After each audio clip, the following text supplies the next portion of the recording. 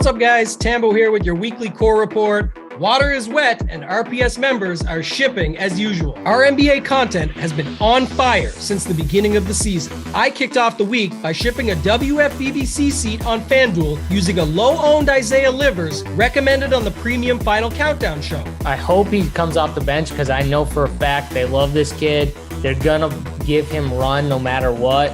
They're probably going to push him, and he's $3,100. Our premium content comes through big time, whether it's our up-to-lock shows, heat maps, core plays, or playbook.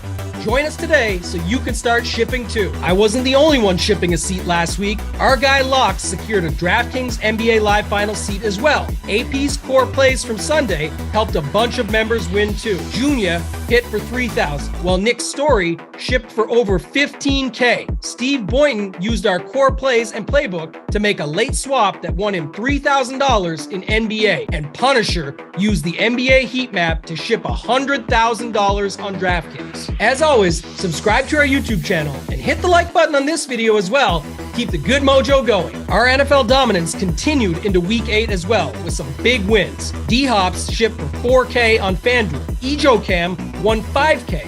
And Dirty Deeds 30 hit for $7,500. Some of our best screenshots aren't necessarily the huge scores. Bankroll building is a big part of becoming successful, and we love to see the good ROI hits too. Cusplove illustrated this perfectly, turning $2 into $800, while Wes turned $18 into $2,500 on DraftKings, and Jalapeno turned $198 into a monster $77K. His Great Pizza brought the great mojo in Cincinnati. Congrats again to all our members. If you want to be featured in the core report, drop your winning lineup in the Members Never Win channel in our premium Discord. If you're not a member, join now. You won't find a better value with all sports included for one low price. Remember, if you're not winning with us, you're watching us win. Until next time, let's keep running pure.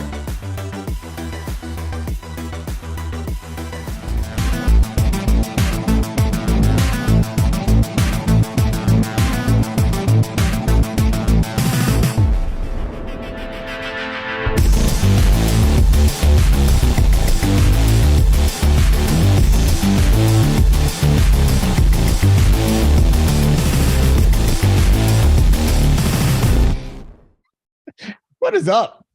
It's Holden. It's Mangone. It is Spread a Stare. And it would happen to be picking winners. Where today we're going to talk about our 6 games that we're going to break down from a betting side with Spread, a DFS side from Mangone, and I will sit here looking like an idiot as I always do. Here are the games we're going to do today. Bills at the Jets. We got the Chargers at the Falcons, Dolphins, Bears, Packers, Lions, Seahawks, Cardinals this week.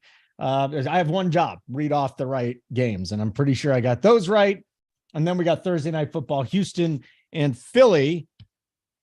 Mangone, I do not think they should ban porn from Twitter. Your thoughts? I'm gonna pass on that. This is what I'm gonna start the show with. I'm gonna blame you for me playing a Saints game stack last week. I was promised that the Saints were playing a doubleheader last week from you, Holden. Oh, so that's why you're blaming me. Yeah, I'm gonna blame you for that. I did have other game stacks too. Overall, it was good. My tournament teams, every single one won, but the Saints game stack, and I blame Holden because I thought that was the game to go to because he said it was a doubleheader. Yeah, you're not going to comment on Elon Musk taking porn away from Twitter, or you just don't have a thought on it? I mean, Spread, why don't you be a man and who step cares? up here? Like, I don't know. Take the bulls by the horn. Keep it or kill it. I'll let you decide, Holden. Okay, I did. I voted they should not ban it. Okay, before we start, can we talk about the Miami Dolphins winning the Super Bowl? Yeah, I just wanted Only Girls fans to have an outlet. So you wanted to talk about the Dolphins. Yes, sir. Well, no, Travis did because he thinks that adding a pass rusher is going to allow this team, this warm weather team, they're going to go to Buffalo. They're going to go to Kansas City. They're going to go to Baltimore, and they're going to get a win in January. Travis, your thoughts? I mean, I just don't think you're like crazy. Like, I think you're crazy to think that they're not live. Like, how are they not live? Like, it's a good football team. Like, also because Tua has no arm and they're going to be playing outside where you need to actually have like a gun to be able to throw through the wind. I mean, yeah, but Buffalo in January. Mike McDaniels is a magician, right? He can turn those things and get it happen. Hey, Spread, what if I told you, right? Let's just say I said to you, Jimmy Garoppolo goes to Green Bay. The offense doesn't score any touchdowns. They are literally abysmal, right? Mhm. It's snowing. Okay. Packers win by 30, right? No, because that was a good matchup for the San Francisco 49ers because the 49ers can run the ball. You have to run the ball in cold And you're weather. telling me Miami can't run the ball? Like, I mean, why can't they? Have they so far? I mean, spread, you have such a small sample. Like, we had Skylar Thompson in there and Teddy Bridgewater. Like, Skylar Thompson played like 3 quarters. You keep coming back to this guy, Skylar. Like, they've ran the ball. Thompson didn't ruin the They've Dolphins. ran the ball, but the problem is a lot of the games they've won, they've came back with Tua slinging the rock. And the reason in warm weather, when you can pull that off, or the in reason a they've dome had against the to Lions. spread, the reason they've had to do that, right, is because why? They were trailing. So that's because they were losing the football game. Now look back at it. Now they have a pass rusher in Bradley Chubb. You're telling me pass rushers don't win championships? If you had to set a list of things that you want to build a championship team, quarterback's number one, right? Offensive or defensive line is 2 and 3, whatever order you want. My preference is O-line I agree first, with you there. D-line second. It's humongous. I mean, I just think it's massive. Also, you don't think the running game's as good? We got the Niners running game. We got Wilson. We got whatever his name is. I'm blanking. Mostert. Yeah. Rudy Gobert's brother. And then and then all we got to do is just get out the offensive coordinator as well. So I feel fine with this with McDaniel. I'm not going to sit here and say, oh, I'd put like at 1-to-1 odds, I would put the Bills or the Chiefs over the Dolphins. But spread, I told you here's $100 American, right? Mm-hmm. You can put it on any team. Are you feeling great about putting it on the Bills at plus 230? Yeah. See, I mean, they're by far the best team in football. It's like the value I just get a little worried about. I don't know. I would much rather have the Bills or Kansas City. What's Kansas City, like 5-1? I definitely rather probably have the Kansas City one because of like the value on it. But or I'd rather go to the NFC and find like a team that could sneak their way through to the Super Bowl. And then once they get there, I make the hedge because I think there are teams that can sneak their way in the NFC. And like I have been talking bad about the Packers and everything like that, and I don't think they're great, but like the NFC is wide open. Like there is like anyone could win it. If Jalen Hurts goes down with an injury, that thing is wide open, which certainly could happen. I'm not banking on that. Also, teams can just have off games. You never know what can happen in football. So the NFC is the wide open part where if you were placing some wagers for value and then wanting to look for hedges, that's probably the spot to do it. But at the end of the day, spread, I feel great about this Dolphins team. I think they're really good. They got like 3 or 4 easy games coming up. Record's going to be looking solid. And everyone's going to be saying, maybe Miami's more of a contender than we realized. All right, cool. And I will take advantage fading them in the cold weather. But hey, I just wanted to needle you to start the show because I saw we were having some fun on Twitter yesterday. And I just said, I cannot wait. You also, the best part is like you assume Pacific. like Buffalo, it's going to be a cold day. Like, what if it's 45? Assuming that it's going to be cold in Buffalo in January? You just never know, spread. It's one day. It's one day. I mean, don't know what's gonna happen. I feel pretty safe on that assumption. Mangone. I mean, I know it's getting warmer out. It's in the 60s and 70s here Not in that Denver, global November, warming. but I'm just saying, like, I'm going to side with spread here. 45 is that really cold spread? Like, I mean, yes, if it's for like, a guy from Alabama and Florida, yeah. Yeah, I'm not going to put as much stock in the cold weather thing. I'm just going to put the stock in. Do they have the defense to stop Josh Allen? Do they have the defense to stop Patrick Mahomes?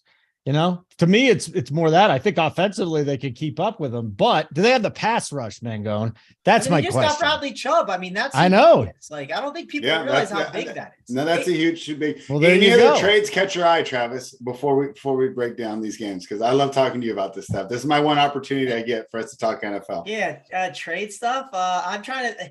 Like the Chase Claypool thing is fine. Like I'm not like a big like running backs and wide receivers don't have as much value to me. Obviously, if you have no one there, yes, it matters. So it probably does help Justin Fields a little bit. The Jeff Wilson thing was fine, but like running backs don't matter as much to me. I'm not like super high on the running back stuff. What were the other trades? I'm trying to think if I missed any others. There's a lot. TJ Hawkinson to the Vikings. Oh yeah, the Hawkinson one was interesting. I actually like that trade from the Lions' perspective. I mean, they're not going to win anything, right? So why not ship him out of town before you have to pay him money? Like, I'm also someone that's like quicker to pull the plug on things than others. Like, I was in an argument today about like the Rudy Gobert stuff and how it's a terrible trade. I've said it since day one. I'm going to die on that hill. I know you and I have talked about that spread, but sometimes you need to cut the plug early on situations. And like I even said, Robert Williams on the Celtics. And I know this is not a NFL show, it's an NBA show, but sometimes you have to see what's in front of you and be like, hey, this is not a good long-term signing, so we need to get something back for it. And that's what I think the Lions did. They said, I don't think signing Hawkinson is going to be good long-term, so they decided to just get some picks back to be able to help build the future. Like, if you're the Lions, is DeAndre Swift on like the next like winning Lions football team?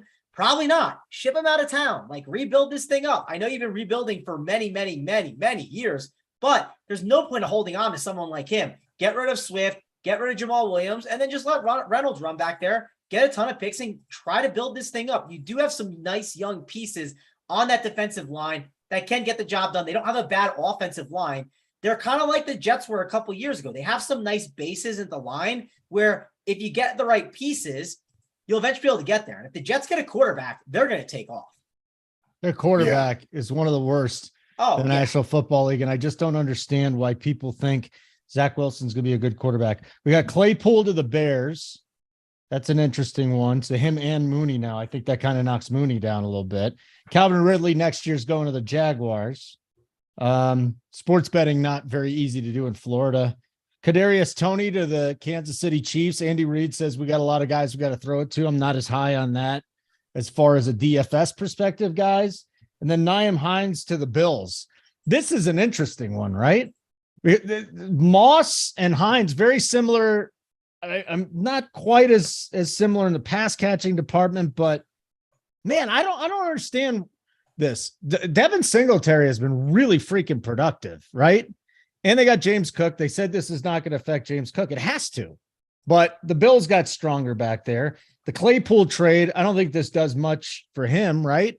Like Justin Fields, we're not going to trust him to throw the ball a whole bunch. Well, we already talked about the CMC at least thing. Justin Fields, when he chucks it up, like he has like a big 6'4" guy that can go get it, right? Like those guys can sometimes eliminate. Not Claypool, throws, but I don't know. Yeah, not Claypool. So those are the big trades there. And yeah, the Dolphins got better with the pass rush. The Eagles got better with the pass rush. I think that's huge too. So let's get into the slate. We're talking about the Dolphins so much. We might as well talk about them, and we'll start from a betting side, and then we'll get to the DFS side with Mangone. Dolphins 5-point favorites in Chicago this week spread. Bears plus 185 on the money line, and 45.5 is the total here. Boy, I mean, this offense is humming right now for Miami. The Bears really can't stop anything. I'm looking forward to talking with Mangone about this, A, because he loves the Dolphins so much, B, because is it Mostert or is it Hill and Waddle? Talk to me here about the side in this game. 5-point favorites on the road. I never like laying 5. Is it a good idea this week? I don't think so. And it's an interesting situation here. So Tyler and I were working on the playbook for the Run Pure members. It'll be fully up by the end of the week, but we do have the projections in there. The projections like Miami, but I'm going back to what I said earlier. Let's see how this team does outdoors, right? Doing a good comeback here against the Lions indoors. That's what this team's built to do. Now they head outside to Chicago, the windy city, right? An area where I could see Tua struggling. And Justin Fields has that athleticism where he can give anybody problems. I want to see how Claypool fits in right away. So I don't love this spot, because the projections say to take the Dolphins. I have them winning by 7. But if you pin me down to a side here, Holden, I'll take the Bears plus 5, just on the idea that I think that they can keep it close, and I want to see how the Dolphins offense performs. I think this will be their toughest physical conditions as far as cold weather, not the hot weather that they dealt with at the beginning of the year. And I want to see how Tua and his teammates look outside in the cold. That's a simple breakdown. So the DFS side here is always fascinating, right, Mangone? With the Miami Dolphins. Do you like the rushing game more than the passing game more than the rushing game? Can we just go full super stack on this one? Who do you run it back with? You know who I want to start with, though? The Bears side. Is there anybody you trust? And can Khalil Herbert get the job done with a timeshare with David Montgomery, because this guy really looks like the real deal. Yeah, Herbert has looked good. I'm hoping that Chicago has like 20-degree weather and like 12 inches of snow. So that way we can prove the spread that Miami can play in the cold. Oh God. That would be beautiful to watch. But Moser definitely going to be in the conversation. It sounds like Jeff Wilson is going to play this week. How much will he play? That is a question to be asked. He does probably know this playbook pretty well, right? Was with the Niners. Obviously, it's not that simple, but I think Moser's a good play this week at 6.1K. Not an amazing one. I think there's going to be better running back options to look to, but someone that I think you should put in the player pool and consider. I do think they're going to be leading a bunch of the game. The one point that Spread made that I, do think I agree with is like, yeah, Tua can make mistakes at times, no doubt. Like, and if you turn the ball over, that can lead to like, just like, a team basically covering just because of that. Like turnovers absolutely kill you. So that's the one concern with Tua at times. Maybe he could have a turnover, but hasn't looked as bad as I think people like kind of make it out for him. Tyreek Hill, 8.5K. Jalen Waddle, 7.4. Really good options. And it's nice that like the targets just condensed on those two. You don't feel like you have to play the guessing game. Like with the Bengals, the frustrating thing always with them is Jamar Chase, T. Higgins, Tyler Boyd, Hayden Hurst. Is it Joe Mixon for a bunch of 2-yard passes?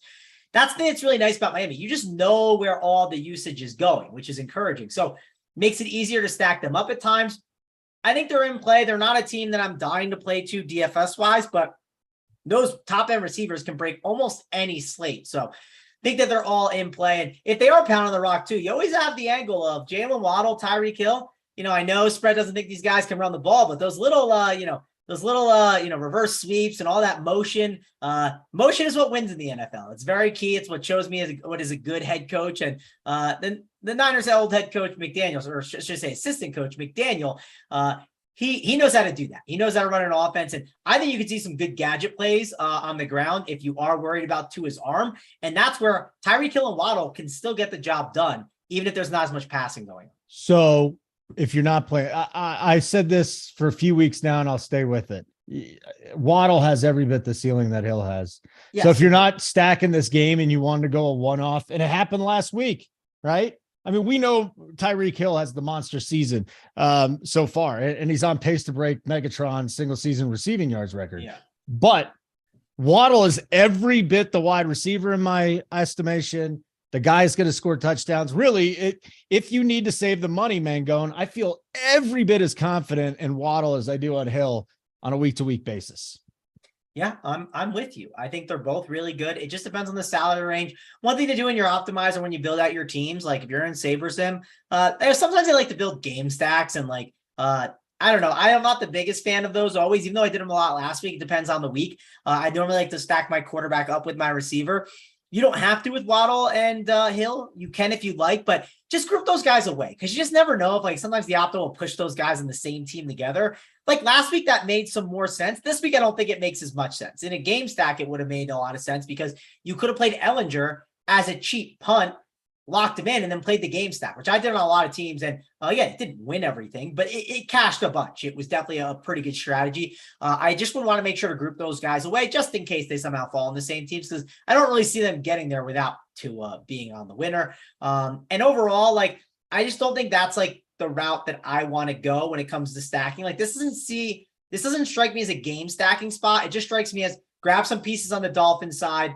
You could grab Darnell Mooney, but I'm not dying to, right? Like there's the receivers below 5K are rough. If you fell on a Darnell Mooney, wouldn't say it's the worst idea in the world if you already had a Hill or a Waddle, but not trying to get there.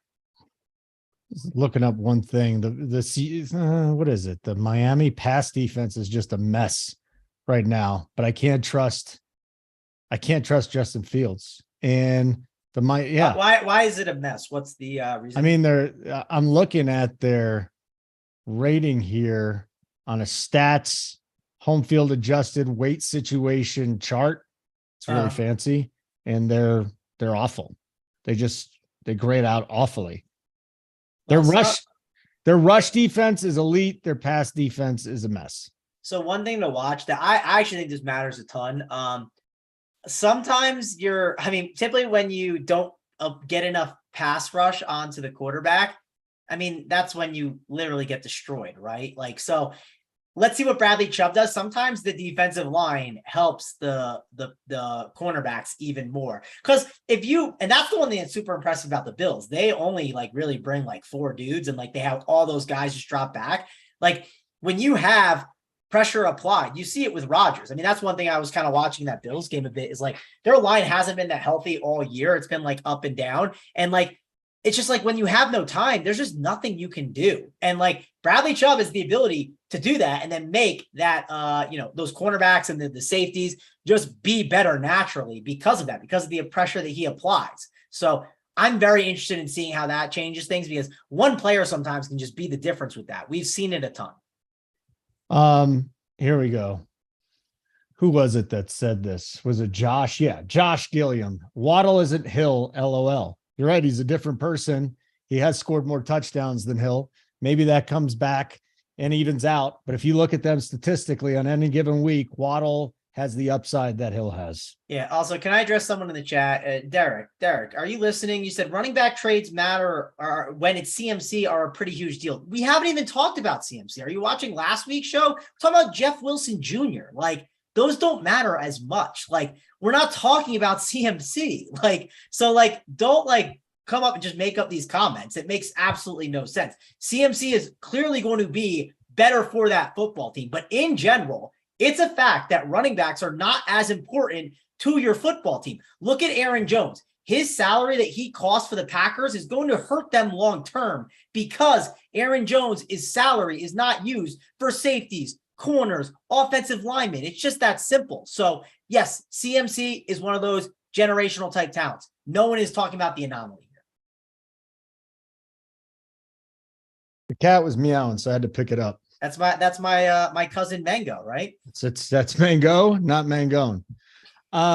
So let me give a shout out to the chat. First of all, like button would be great. Live chat, if you're watching this, I mean, I'm not going to be able to respond to you if you're watching this on Friday. Spencer, always good to see you in here. Miles, you too. 5-star, you're hanging out with us. Matty Ice, of course. Most Dare season. Miles, Josh, and Derek. Let's get it going. Spread. Game number 2 here on this wonderful show would be the Jets and the Bills. This line has actually moved from 14 down to 12.5. Bills favored on the road. I mean, I still don't buy into the Jets, but 12.5 in a divisional road game seems to be a lot to me. I'm not as confident to say plus 460. 47 is the total here. So, Spread, before we even get into the handicap, what do you think of the Jets? Are they for real? I mean, they have 52 players, but you mentioned it earlier. They're missing in a quarterback. They built a good roster, but Zach Wilson, I don't know. I mean, I think our guy JJ said it best, right? When he was drafted, he said, "Okay, cool. You're taking Taysom Hill, number 2 overall." And that's kind of borne itself out. This is another one, Holden, where Tyler and I did the projections this morning. It's going to tell you to take the Jets, but I just simply can't do it. This Buffalo team is unstoppable. This is one of the best teams that we've seen in so long. Actually, they are stoppable. If it's 100 degrees in Miami, they're going to have some problems, I don't even think right? they're stoppable then. Well, they lost that game. I still don't think they're stoppable. If they had to go back there, they'd win. Okay. It's too good, Spread. They're too good. I mean, yeah, and I just think this team is too good. Last week, I had the Patriots, right? We talked about the Patriots. If not on this show, then, of course, on Talking Touchdowns. Make sure you tune into that one on Friday with Kurt and I.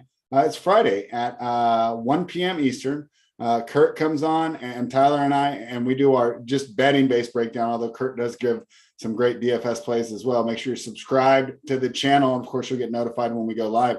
But we were on the Patriots, and it just felt like Zach Wilson was too. I mean, that one interception where he rolls out and it's just an easy throwaway and it turns into an interception, that can't happen on the NFL level. In fact, it can't even happen on the high school level. I mean, that was just so bad. Now you're going against another great defense, another great defensive coach. I can't go against the Bills here. Give me the Buffalo Bills. Okay. So we will continue to move on the DFS side, my friend. Mangone, is this a day that will this be a day that we really need to fire up Josh Allen with all the other options that are on the table? Actually, when I think about it, what options are really on the table this week? No, so this is actually I want to talk about this because might be it. We talked bets and DFS, but the thing I want to discuss is Holden, this slate is exactly like last week's slate. Okay. So hear me out. Let's at least give a slate landscape and context to it. So if you look last week, what were the games, Holden? They were Lions and Dolphins. They were Cardinals and Vikings, and then Saints and Raiders, right? Those were kind of the game stacks to go to, right? What is the game stacks on this slate, or the higher totals? Packers, Lions, 49.5. Chargers, Falcons, 49.5. That game's in a dome. That one's kind of like that Saints game, right? The Saints Raiders. And then what do we have? We have, Cardinals, Seahawks, 50.5 total, right? That's the Cardinals and Vikings game, basically. And then what else did we have on this one, Holden? We had Jalen Hurts against a team that was going to clearly get destroyed. We have Josh Allen, an expensive quarterback with an expensive receiver, and a run game that we can't figure out who's going to score in the end zone, along with a decent tight end against a team that they're going to destroy, right? It's the same exact slate that we're running into. Also, look at the running backs. What running backs do you want to play under 6K? Same as last week. There weren't many. Deontay Foreman was one of them. All we need is someone to just get ruled out, like a Michael Carter, and then it's James Robinson's backfield, and everyone's loading up on James Robinson like Tony Pollard. Some scenario like that for it to be almost identical to last week. We even have Sam Ellinger on this slate, who is 5K instead of 4K. So if you want to pump the quarterback like that, you can go about it in that way. So this slate looks very identical to last week. Now, the reason I bring this up with this specific game, what if last week's spread, the Lions game, let's just say, what was the final score? 34 to It was 31 to 27. Yeah, it was pretty high scoring, right? What if it was high scoring in that way, but it was the Dolphins leading most of the game? Would have Waddle and Hill gotten there as much as they did? Or let's just say the final score was, 24 to 17 instead, which certainly could have been, right? Those were in the range of outcomes. Yes, you can make the argument that maybe Hurts and AJ Brown don't go off, but this could be a similar scenario where maybe people look at Josh Allen and they say, I can't afford Josh Allen on this slate. He's too hard to get up to. In cash games, yes, people are going to put him in there, but in tournaments, they might struggle with it because then they say, who do I pair him with? Dawson Knox is a great guy to pair him with at 3.5K to have a little bit of salary relief, which is nice. Gabe Davis is 6'9". I do like him, but people might not go to Stephon Diggs.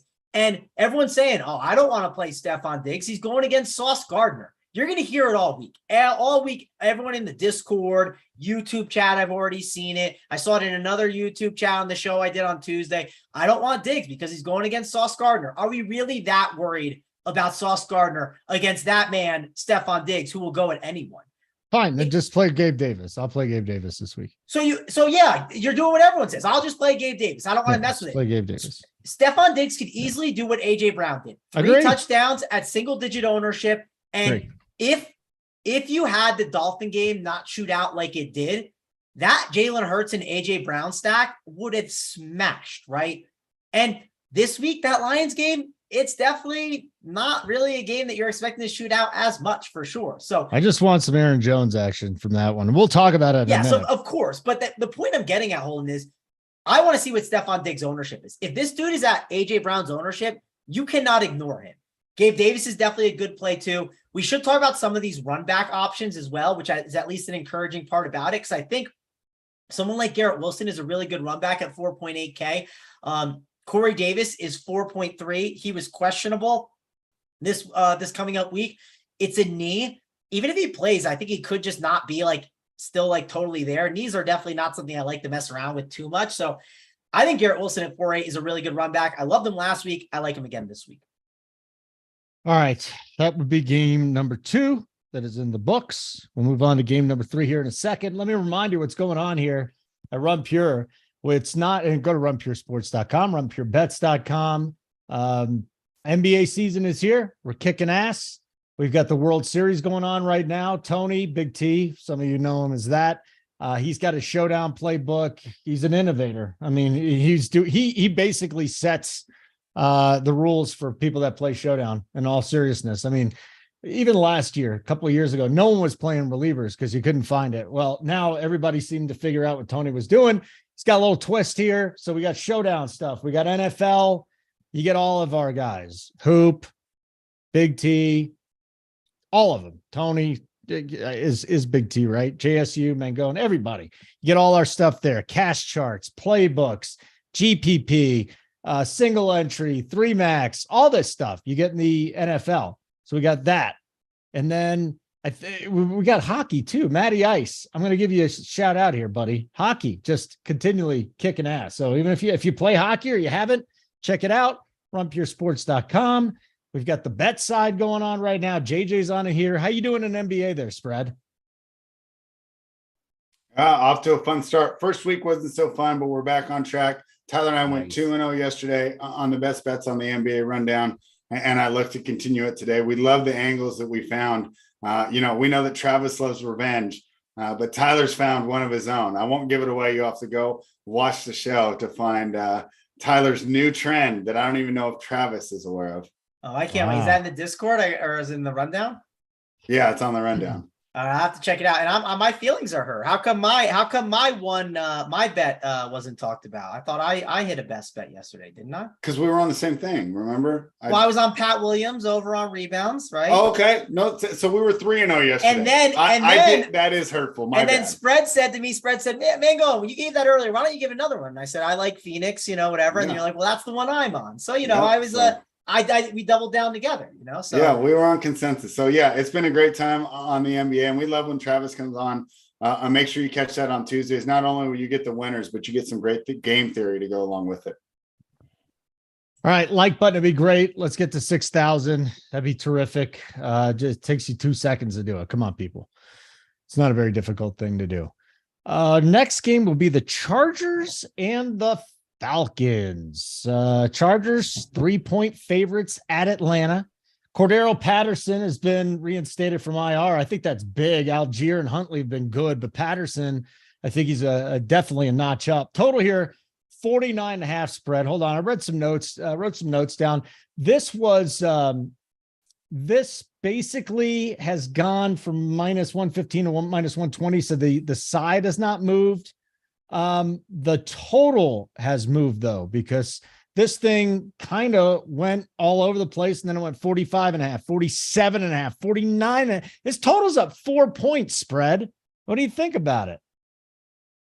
Yeah, that's an interesting position there with the total rising, because I think there's going to be a lot of running going on this game, especially in the Atlanta side. And that's why I like Atlanta as a side. How do you beat this Los Angeles Chargers team? That's, of course, you run the ball up the middle. And who wants to run the ball more than Arthur Smith? Now, does he want to run the ball, or does he not want Mariota to throw it? That's the question we have yet to answer. But regardless, this team is playing like it's 1965, 12 attempts per game. I mean, hey, are you allowed to throw the ball in the air, right? They should put the goalposts at the front of the end zone. Yeah, they should, right? When the Falcons play. Yeah, I mean, it's just unbelievable what they're doing. But, in this new NFL with this Brandon Staley team that's pretty much only designed to stop the pass, I think the Falcons have the game plan to get it done, not to mention they will be back at home.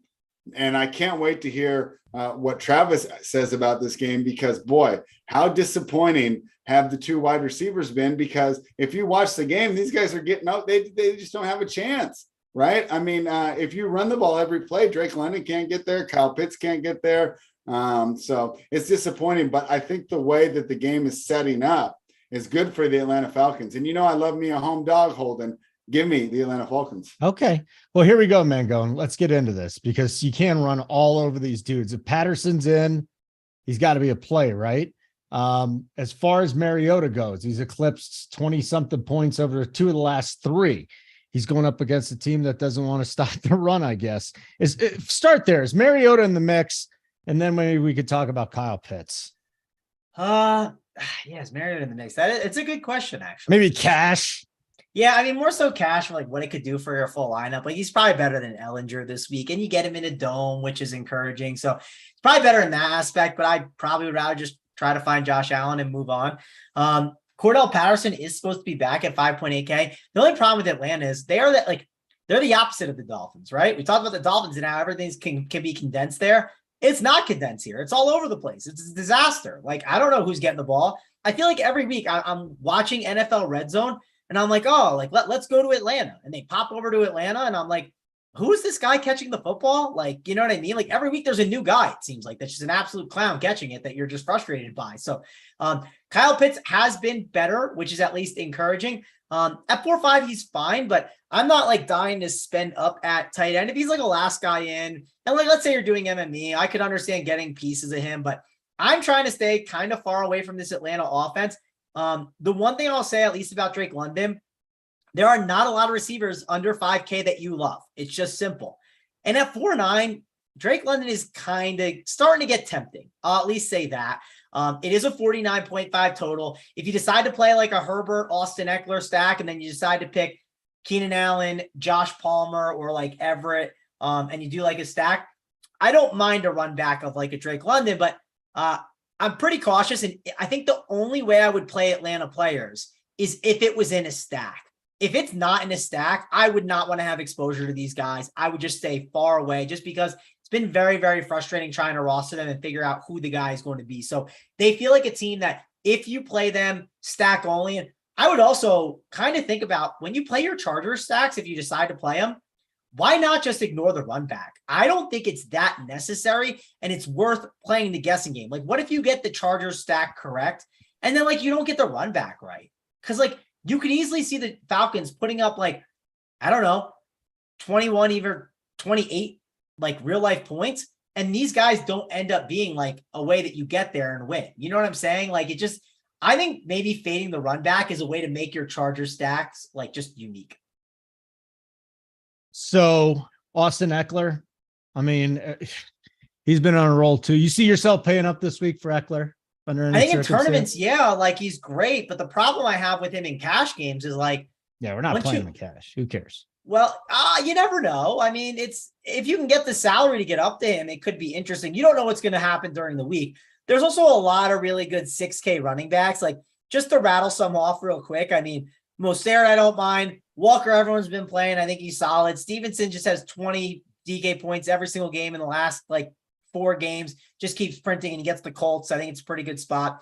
Travis Etienne's role is phenomenal. Joe Mixon, I hate rostering him, but hey, against Carolina as like a home favorite, these are trends that we look for. And I think Joe Mixon at 6.5 is intriguing. Leonard Fournette, the volume he will see at 6.6. There's just a lot of guys there that you can go to. And I know you want to talk about Aaron Jones at some point. He's at 7.4. That's like 1,400 cheaper. So there's a lot of running backs in the 6K range where I don't see for sure getting the Austin Eckler in cash games, but if value opens up in other spots, I do think Austin Eckler will become a guy that people start to gravitate towards. We just need value to open up at the receiver position or a little bit at running back. I do think you can save at tight end and punt it a little bit, but when you do that, then you also want to spend up for Josh Allen. So I do think overall, you're going to need some more value to pop up in order to get Austin Eckler in your cash game lineups. All right. Very good. Halfway through the show.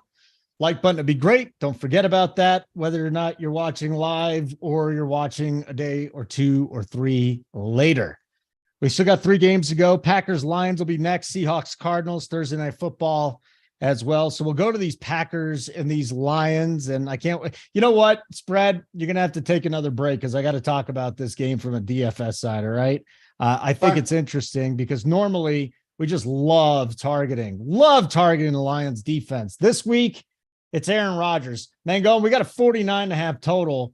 The Lions can't stop anybody. So I think Aaron Jones, it's going to be popular this week, right? Could you make a case for a Romeo Dobbs or anybody in that passing game? And then on the Detroit side, I really wonder what the Hawkinson trade's going to mean for that offense. I just think there's a rocket ship emoji next to Amon-Ra.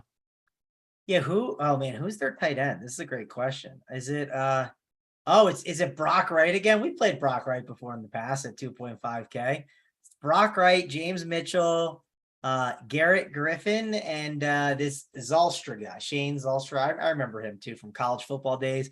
I do think that, man, I mean, obviously people are going to look at Brock Wright. I think if he ends up being the starter because he's a 2.5K starter, this Packers team has not been amazing. I do think that you are going to consider some of these receivers. I'm curious to see what the ownership ends up coming in at on some of these Packers receivers. Alan Lazard, if he plays, and I hope he plays, he'd be a really good option at 6K. He did return to practice, so that's encouraging. Romeo Doubs at 5.3. If Lazard does not play, Doubs would be like one of the chalkier receivers on the slate because we know how bad Detroit is just in general.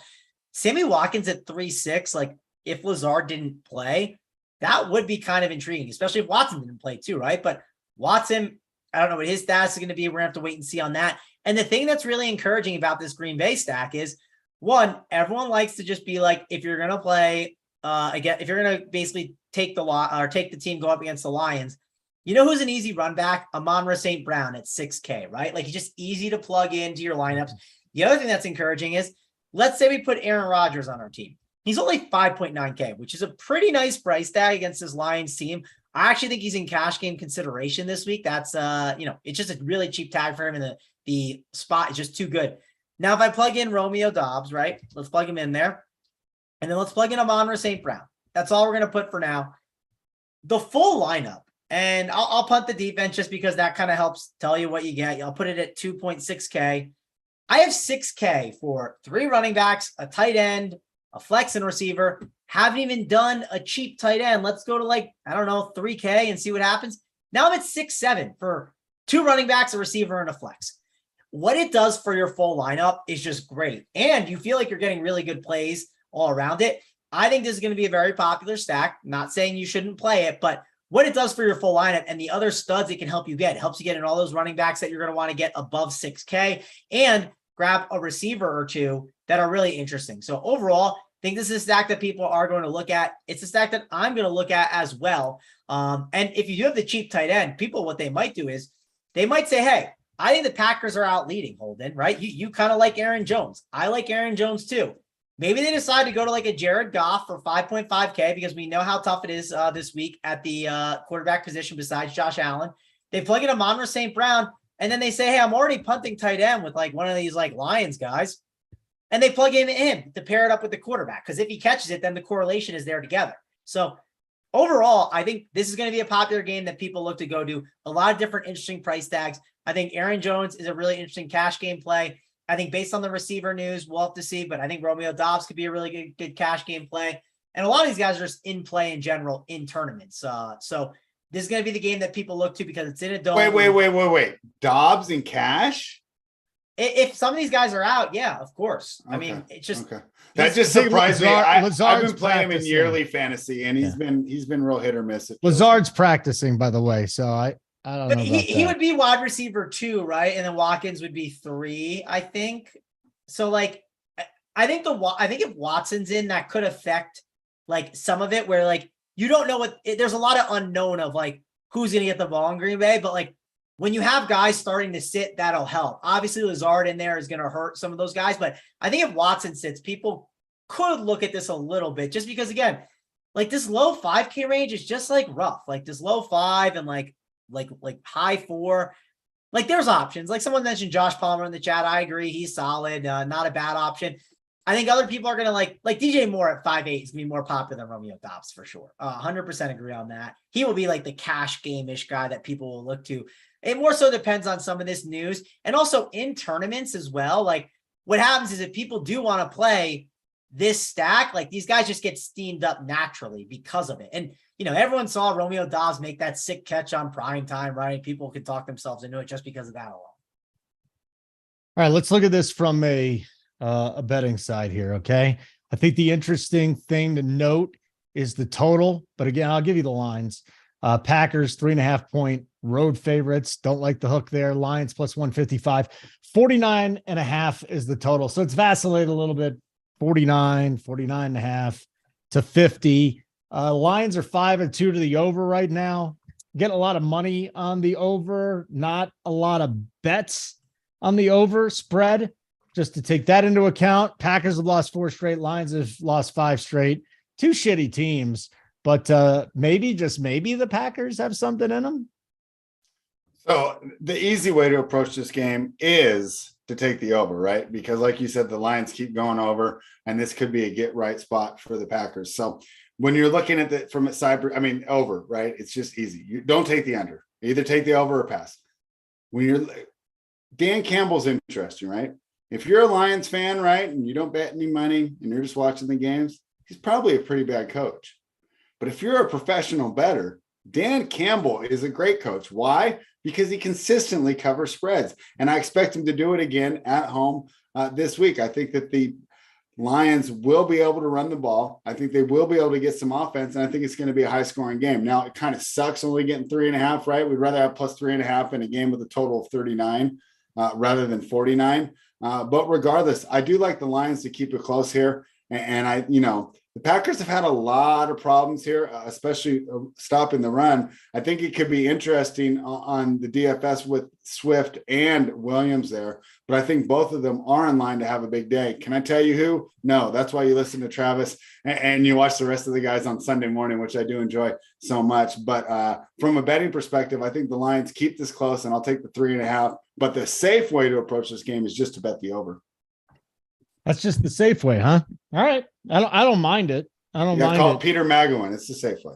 Yeah. I mean, the Packers are just a disaster, man. Just all these old guys this year, it's catching up with them. Brady, Rodgers, maybe Russell Wilson's an old guy too.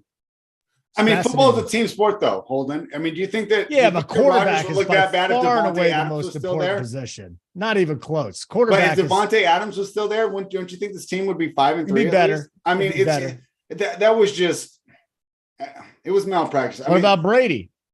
What about Brady? He doesn't have an offensive line. And he lost Antonio Brown. I know that everyone wants to talk about those other guys, but Antonio Brown was a huge safety blanket for him. And Russell Wilson lost Wilson? his other safety blanket. Russell Wilson sucks. But Brady also lost Gronkowski. Russell Wilson, we saw this last year. We saw this. In fact, it goes back to 2020 when he got concussed against Arizona in like game 6. He hasn't really been that good. I'm not buying this. I get it. The offensive line stinks. He's had bad offensive lines. He still has Godwin and Evans. He still has Fournette. He is going through like a massive like divorce. That's it. I mean, can we say like that matters, right? Like if like you go through like things that are going on in your life, like you can see it in his face, right? Like that's it. The weight loss, right? That's the stress. He's clearly not healthy. Like he's struggling with clearly something going on in his life, and it's the divorce. He's also 45 trying to play in the National Football League.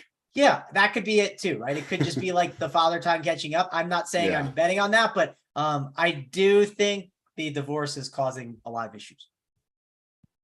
Relationship counselor, Travis Mangone, right here. You'll only get it on Picking Winners. Let's keep going.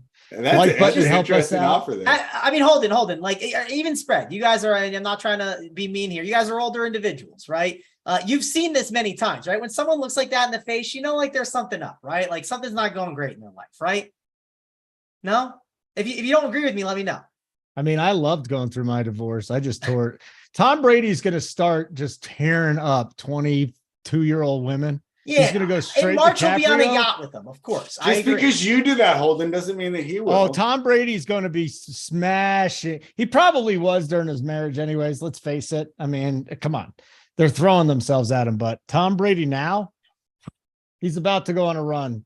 He doesn't care about this offensive line. He's just going to be plowing like 4 ways every night. Holden, can I also point out that I appreciate that you combed your hair for the show today? You're welcome. And that's quite the upset. That's probably might be the biggest upset on the board today. What that I actually did. Yeah, I woke up so early. I decided to take a shower. Yeah. Someone sent you the message. You're not on radio. Uncle T, I spent time with my girlfriend last night. Yeah. So I had to shower this morning. Let's move on. Hit the like button. That'll be wonderful. It'll help us out and will make us feel really good. Seahawks, Cardinals. Maybe we found a sexy game on the schedule. All right. We only got 2 4:00 games this week, by the way. It's kind of weird. Rams Bucks. I guess everybody wants everybody to watch that game. They thought that was going to be, right? 2-7. It's still Brady. It's still the Rams. People will watch, but the Seahawks, Cardinals. Well, we'll watch anything. Have you seen those Thursday night ratings? We'll watch anything. Yeah, you're right. You're right. No question. Seahawks have won 3 straight. They just beat the Giants. They covered as 3-point home favorites, and the Cardinals have lost 3 of 4. Okay. And they couldn't cover against the Vikings this past week. Total opened at 49.5. 50.5 is where it's sitting right now. Divisional game. Once again, spread always for me, a little bit tougher to cap. Seahawks +2, +110 money line, Cardinals -130 money line, 50 the total. Talk. This was a tough one for me, Holden, because I do feel like, I could be walking into a trap here, but I'm going to take the Seahawks on the road. And let's be fair. I do have a lot of bias. against Kyler Murray. And the one thing that worries about me here is with DeAndre Hopkins back in the lineup, it feels like he's such a better quarterback. But when it comes down to it, I got Pete Carroll, and I know you're not a fan of him, but I am, on one side, and Kingsbury on the other. And how Kingsbury has managed to keep his job so long. I mean, but it's lasted longer than your hairstylist, Holden. So, he's doing an excellent job down there at avoiding getting what is that? What kind of shot was that spread? I don't get to come on the old guys pod today. I got to get them all out right now. Okay. Yeah. Well, I didn't even bring up the serial killer thing, so I'll just save it for well, thank you. I actually planned a couple jokes. I planned a couple jokes for that, but you're gonna have to wait till next week to hear those. But you haven't killed anyone this week, right? Let's talk about the game, Holden. It's very suspicious. No, but I this is a tough one. I do feel like I'm walking into a trap here, and I'll probably end up leaving it off the card. But there's all those fun things like on Bet Online, the perfect parlay, and when you're in those pick'em contests, I'm going to go ahead and take the Seahawks +2. Although I don't feel great about it, I feel like this is definitely a game where my bias, especially against the Cardinals coaching staff and the quarterback, is just I feel like my heart's making this pick more than my mind. But hey, fading the Cardinals hasn't really got you wrong for a while. So I'll take the Seahawks, and we'll see how that one turns out. Your little friend over there. Say hello to my little friend, Kyler Murray. Yes, Mangone. Yes. There's got to be some deliciousness here, right? So Lockett looked a lot healthier. Somehow, some way, Metcalf played through what looked like one of the most gruesome knee injuries of the season. You got that. You got Geno. You got Kenneth Walker, who you're hoping just busts a 60-yarder. And on the other side, let me start with a guy that no one's going to talk about. If Connor and Williams are out again, can we go back to Benjamin? 2 weeks ago, big game. Last week, not a big game. Great matchup this week. Yeah, I have a lot to talk about here. A lot. Let's kick it off with this. For one, we're taking shots at people. I'm taking a shot at Big T and JSU, okay? Ooh. I watched this game 3 weeks ago at the old Big T household, and they said, we can't play Kyler Murray. Like, say, this is a terrible. We can't play him ever again. And we have a absolutely crappy slate, right? And I can't wait to listen to the Prim Factory and hear these two talk about it, because they said there's no chance they're playing him. I said, 3 weeks from now, are you going to go back to the well? This was the game to play this week, a little flop lag, right? They said, no, there's no chance I'm playing it. No chance. So I'm calling out Big T and I'm calling out JSU. I better not hear you tout this game up. So I'll be listening. I'll be making sure to tune into those shows to hear what they have to say. I'm on the other side. I think it's worth going back to. I don't think it's that bad of an option. The only thing I get a little bit worried about, and this is just kind of one of the things I think about when I build out my teams, is like, I want to spend obviously at running back with like above 6K. I'm not saying I want to spend to Eckler, but I want to make sure I'm getting guys that are above 6K. How is that going to fill out with my entire full lineup? That is the question, because these guys are a bit expensive. If you are going to play DeAndre Hopkins, he's 7.9K, and you pair him up with Kyler Murray at 7.4, that might be a bit much to be able to make it work for your full lineup. So it's something that I'm thinking about, where maybe it ends up being a better week to go Geno at 5.8 again, and then just like pair it up with like a Lockett or a Metcalf at 6.1 or 6.4. I think it's interesting. It's something I'm going to look at. I don't know if I'm going to get there yet, but I think you have to consider it. I don't think this is a game that you should ignore. I think it's definitely one that's on the board, and I want to see what the ownership's going to be. What if the ownership is really high? Maybe it is worth a fade then at that point. I think this game is in the conversation, but I think a couple things that I just talked about.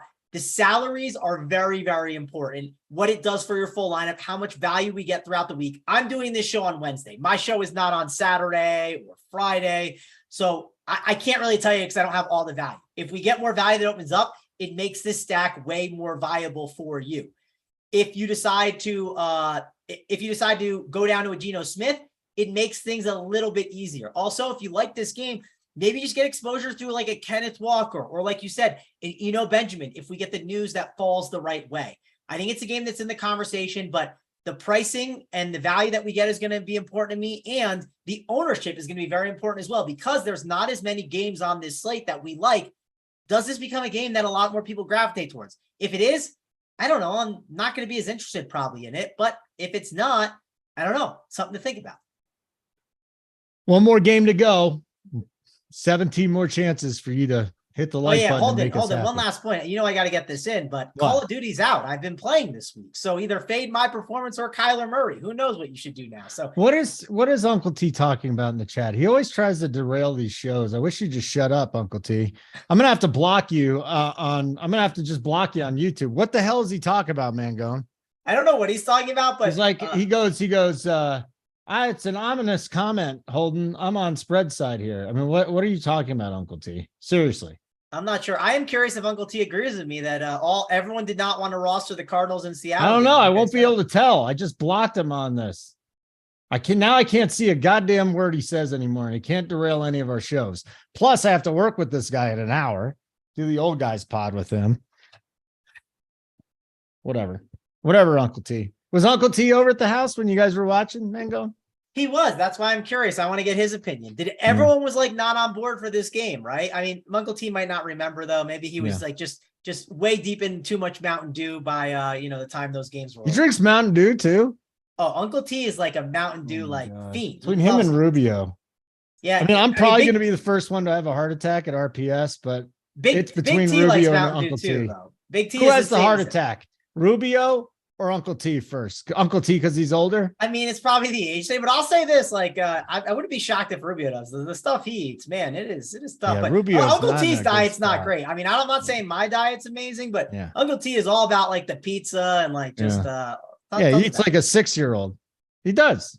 He eats like a 6-year-old. Check out the old guys pod. It'll be dropping tomorrow. It'll be great. We do have a Thursday night football game. I mean, I'm excited because it's a Thursday night football game and the Eagles are playing. That'll be a lot of fun. And we get a chance to bet on a Jalen Hurts first touchdown of the game. But spread 14-point favorites on the road. 45 is the total. Houston is a disaster, an absolute disaster. Defensively, and let me go back and look at the team totals here. 20 are the Eagles going to score 30? Their props at 29.5. That's my only question. Are they going to score 30? Can Houston get to 15.5? I feel more confident of the Phillies getting to 30. That's pretty much right where I projected it. So I had this projected as Houston only scoring 12 points here against this Philadelphia Eagles defense has been so good, but who scheduled this game? I mean, once again, at the beginning of the year, did we think this was going to be a good game?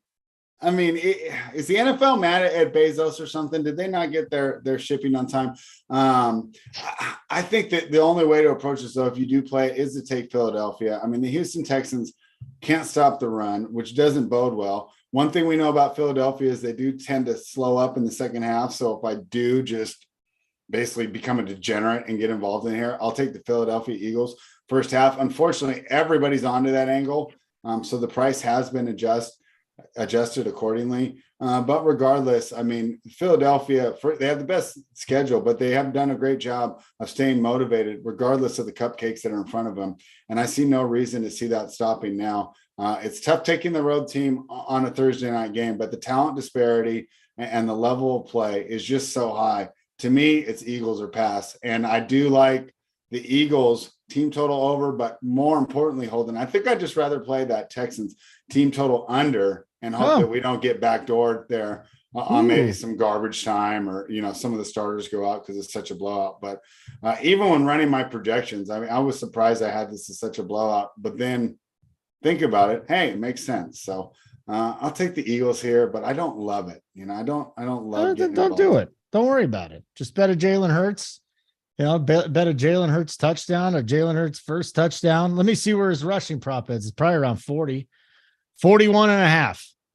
I mean, just go bet his over rushing yards too. I'll probably do that on one play. Mangone, this is a showdown slate. By the way, Uncle T is posting something, but all I see is message hitting. There's nothing more liberating than blocking Uncle T. Unblock Uncle T? No. What if he's putting crucial how information in there? First of all, I don't know how to. Second of all, Uncle T has never How do you know how to block, but you don't know how to unblock?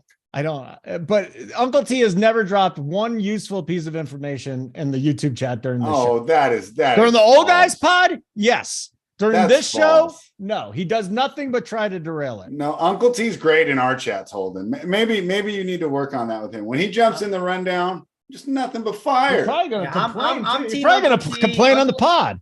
I'm Team Team Uncle T. T. He can do no wrong. If I had a Yeah. MySpace of RPS, he'd be in my top 8. I'll say. Oh, Call me good. King Tut because I'm Team Uncle T here. Yeah, you guys could have him. You can have your Uncle T. Now I got to deal with listening to his shit on the pod because he's going to be cranky from this. Yeah, I agree with See what you Spencer. did, Uncle Free T? I even blocked you and you're derailing the show. Yes, Mangone, showdown. Yeah, so I actually want to like circle back to the question that Spread had. Why did this game sneak on the primetime schedule? Well, I do know the reasons. Can't wait Spread. to hear this. You want to know the reasons? Okay. So for one, do you know how the NFL scheduling works? What happens is every team always has to play like a certain team every 4 years. And if you look, Philadelphia's rotation this year is they have 4 games that are against that division, right? They play Jacksonville, they play Houston, they play Indianapolis, they play Tennessee. So those teams are playing those teams this year, right? So that's one of the reasons. Another reason, there is a rule in the NFL that every team is supposed to have X amount of prime time games. Now, prime time games are not just Monday Night Football, Thursday, and Sunday Night Football. They consider prime time games when, at least with the scheduling of giving that, and this is how like teams like the Lions, you never see them on prime time. They'll give them like a slot in like the 1 o'clock window where like Can you they're like just give us the plays. I don't give a shit about this. Holden, Spread does, and I'm talking to Spread, do you care? Seriously. This is fantastic. Oh my God, that's it. I didn't know I'm Mangone done. could break I'm down out. the schedule. I'm out. Did you I hear know this the in a schedule. Call I of know Duty the schedule chat? Where really did you well. learn this?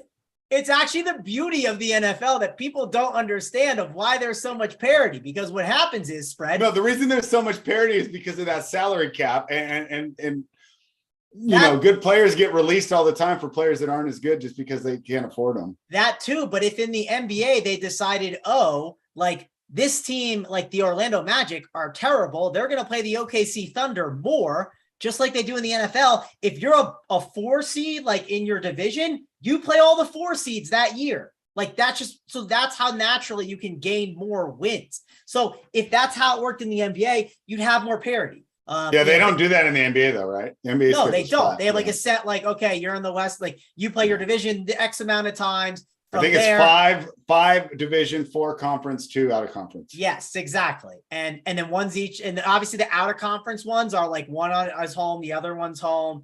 That's how it works. So if you want a scheduling breakdown, clearly I should be the guy at RPS to be on that podcast. It sounds like. But, all right, good breakdown, Mangone.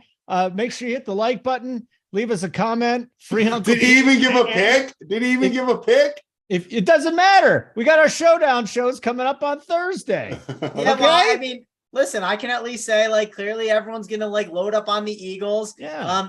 Feel free to embrace like 3-4 Texan stacks if you want to get super different. I don't know if that's for sure what you should do, but Play Brandon Cooks. Yeah. maybe. That's I fine. mean, who knows? That guy, did you see his? He tweet? actually wasn't might there. quit during Yeah, I that know, game, he though. might. That's a good point. He might quit. So maybe Nico the Freako Collins will be in the mix. Yeah, I mean, people will definitely be way overweight on the Eagles side for good reason. So, like, if you want to get different, you could go the Texans route. It's probably better to just like one thing I like to do, like if I think a side is just like the side to be on. If I'm gonna play like heavier on the Eagles, like 4-2, like I'll make sure that Eagles captain is maybe really different. Like maybe the Eagles captain is tight end Dallas Goedert, the tight end smashed the showdown slates. How many people are putting him in the showdown or in the captain spot? They're putting in Jalen Hurts and all these other guys. Like, so when I play like the heavier Eagles builds, I don't throw Jalen Hurts in that spot. I like to throw in a unique guy where that's my slight way to get different. And I can still be on the sharp 4-2 stack if I think it's the correct way to go. Okay. Very good. It was a wonderful show today. I have to go do the old guys pod with Uncle T and JT in a little bit. Spread cannot do it, which is unfortunate, but that's fine. Mangone, wonderful to see you. It's going to be decent today. If we were going to go to Top Golf, we probably should have done it today, huh? Oh yeah, we were going to go to Top Golf at some point. We can go to Top Golf tomorrow before it gets nasty, if you want to. I think at night or during the day. No, during the day. It's gonna be in the 40s. We'll go in a heated little booth. It'll be great. Are you bringing any ladies to this heated booth? Should I be? I'm not bringing my girl. I don't want Mangone taking her away from me. You That's ladies, man, you. fair, Simon, fair. get us out of here.